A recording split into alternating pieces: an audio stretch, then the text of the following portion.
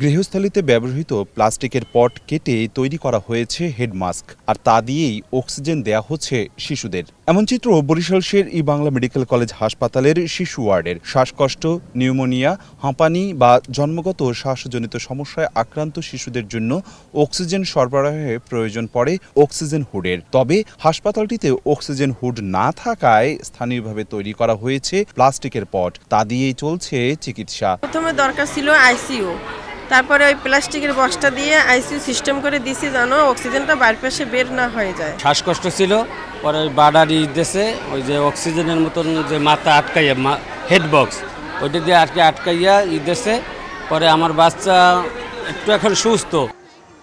হাম সংক্রমণের প্রাদুর্ভাব বেড়ে যাওয়ায় অক্সিজেনের বাড়তি দরকার হচ্ছে শিশুদের। অনেক সময় প্রয়োজন পড়ে হেড মাস্ক ব্যবহারের। প্লাস্টিকের পট দিয়ে তৈরি হেড মাস্কটি কোনো ক্ষতিকর নয় জানিয়ে চিকিৎসকরা বলছেন কার্যকারী ভূমিকা রাখছে এটি। মেডিকেল দৃষ্টিকোণ থেকে দেখতে জিনিসটাকে একটু অকওয়ার্ড লাগছে, কিন্তু পারপাস কিন্তু সার্ভ হচ্ছে। এতে যে বাচ্চারা ক্ষতিগ্রস্ত হচ্ছে তা কিন্তু না।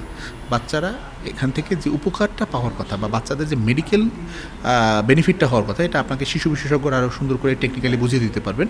কিন্তু সেই বেনিফিটটা কিন্তু ওনাদের সাথে আমরা কথা বলেছি, শিশু বিভাগের সাথে, তারা আমাদেরকে নিশ্চিত করেছে এতে বাচ্চাদের কোনো ক্ষতি হচ্ছে না। স্বাস্থ্য সংশ্লিষ্টরা বলছেন এটি ৮০ থেকে ৯০% পর্যন্ত আর্দ্র ও উষ্ণ অক্সিজেন সরবরাহ করতে পারে। অপূর্ব অপু, সময় সংবাদ, বরিশাল।